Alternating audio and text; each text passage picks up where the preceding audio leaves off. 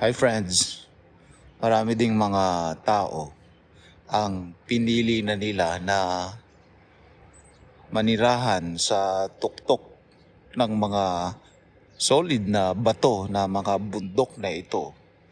At they abandon their family, the hustle and the bustles of the city life, and they have chosen to live a monastic lifestyle. At ayon dun sa aming guide, ang kanilang schedule on a daily basis ay 8 hours sila na nagpapahinga, 8 hours sila na nagpe-pray, and then 8 hours sila na ginagawa yung kanilang mga gawain, mga trabaho, o yung kanilang mga ministries. Alam nyo, itong bagay na ito ay amazing kasi can you imagine that they are in a very special place like this? For the longest time, walang mga kabahayan dito. Walang mga tao. And totally isolated itong area na to. Pero makikita nyo right now because of the appeal of the beauty of the surroundings, itong area ng Mechora ay naging UNESCO World Heritage Site. Ay napakaganda talaga niya. Pero what appeals to people ay yung simplicity of life.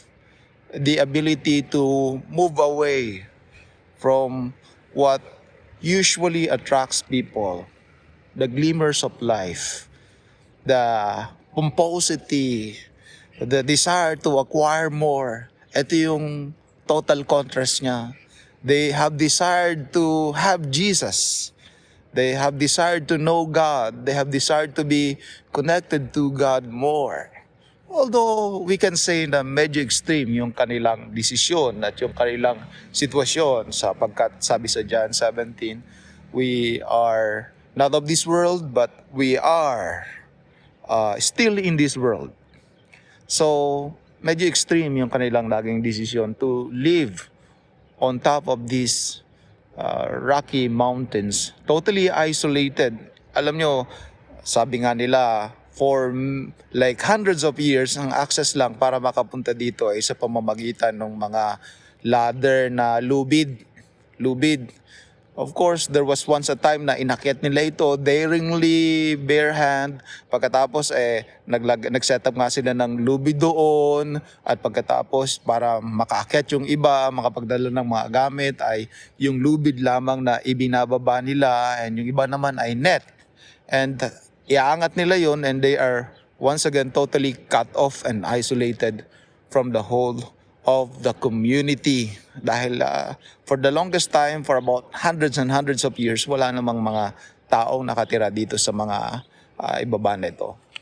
So they are totally isolated, far from the community, far from the throngs of people, and they have chosen to spend their life devoting to prayer and self-reflection and getting closer and closer to our Lord and Savior Jesus Christ, to God. Of course, we cannot blame them. Sometimes yung mundo, palakihan pabonggahan, pagandahan, paramihan. And for what? Mamamatay ka din naman Yung kapagod-pagod mo, palagi kang nag-overtime, palagi kang busy-busy, palagi ka na, alam mo yun, may pressure, palaging may nag-expect sa'yo, palagi na parang in-expect nila na mag-produce ka, maging successful ka, and by success, yung magkaroon ka ng kotse, magkaroon ka ng bahay, magkaroon ka ng mga lupa, magkaroon ka ng mga properties, makapasyal ka, and you find na hindi naman talaga yun ang tunay na buhay. Of course, mabuti kung merong ganon na balanse na hindi nakakalimutan ang Panginoon at hindi lamang doon nagugugol ang buong buhay, ang buong pag-i-exist natin as if yun yung nagdi-define sa value natin, yun nagdi-define sa buhay natin. Alam nyo, sabi ng Panginoong Jesus sa Lucas 12, mag-ingat daw tayo sa pagiging greedy.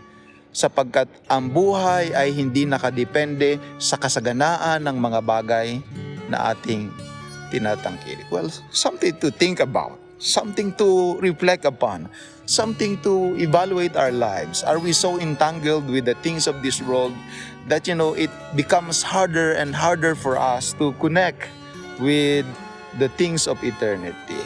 Well, good morning po sa inyong lahat, and may the Lord bless you as you reflect upon this. I believe, by the grace of God, by the Holy Spirit, we can live God's Word in this world.